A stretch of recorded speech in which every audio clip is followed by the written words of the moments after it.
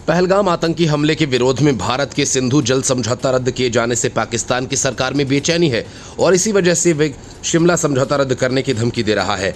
तो कभी ताशकंद समझौते को अगर पाकिस्तान ऐसा करता है तो इससे उसे फायदे की जगह नुकसान ही होना है, क्योंकि समझौते के रद्द होने के बाद जंग का रास्ता खुल जाएगा और अगर जंग हुई तो पाकिस्तान कई टुकड़ों में बंट जाएगा। सबसे पहले तो भारत पीओके को ही छीनने की कोशिश करेगा। वैसे भी पीएम मोदी कई बार इस बात को कह चुके हैं, पाकिस्तान को पीओके भारत के हवाले करना ही होगा।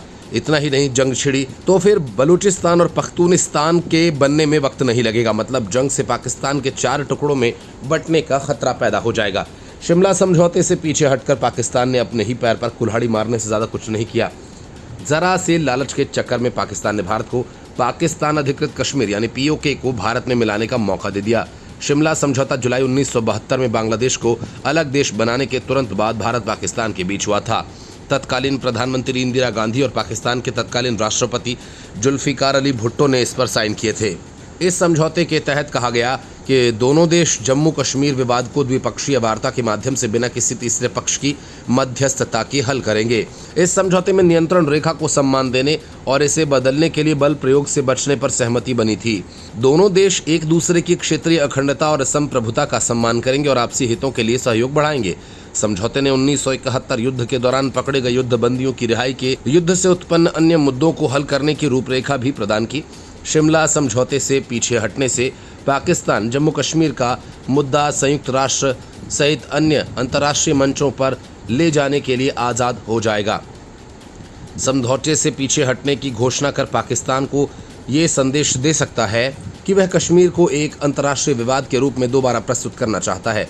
पाकिस्तान संयुक्त राष्ट्र सुरक्षा परिषद साल 1948 से 1949 के प्रस्ताव के तहत जम्मू कश्मीर के मुद्दे को सुलझाने के लिए अंतर्राष्ट्रीय मंच पर उठा सकता है। इस पर भारत ये कहकर पाकिस्तान को बार बार चुप करा देता था। शिमला समझौते के तहत कोई बाहरी देश या संगठन जम्मू कश्मीर के मुद्दे पर मध्यस्थता नहीं कर सकता। ऐसा माना जा रहा है कि पाकिस्तान ने इस समझौते से पीछे हटकर अपने ही पैर पर कुल्हाड़ी मार ली है। ऐसा इसलिए क्योंकि समझौते के तहत ये भी कहा गया कि दोनों देश एलओसी को सम्मान करेंगे और इसे बदलने के लिए बल प्रयोग नहीं करेंगे। पाकिस्तान ने अब खुद इस समझौते को सस्पेंड कर दिया। ऐसे में पाकिस्तान अधिकृत कश्मीर यानी पीओके को वापस पाने के लिए भारत पूरी तरह से स्वतंत्र है। पीएम मोदी पहले भी कई बार कह चुके हैं कि पूरा कश्मीर भारत का है। पाकिस्तान ने पीओके पर अवैध कब्जा किया हुआ है। पीओके को भारत में वापस जोड़ने के लिए हम प्रतिबद्ध हैं। ऐसे में अब भारत चाहे तो बिना किसी कानूनी अड़चन के बल प्रयोग कर पूरे कश्मीर को एक करके अपने प्लान पर खुलकर काम कर सकता है। हालांकि अगर ऐसा होता है तो पाकिस्तान साल 1948 में यूनाइटेड नेशन के प्रस्ताव का हवाला देकर इस पर हल्ला कर सकता है। Bureau report, news of India.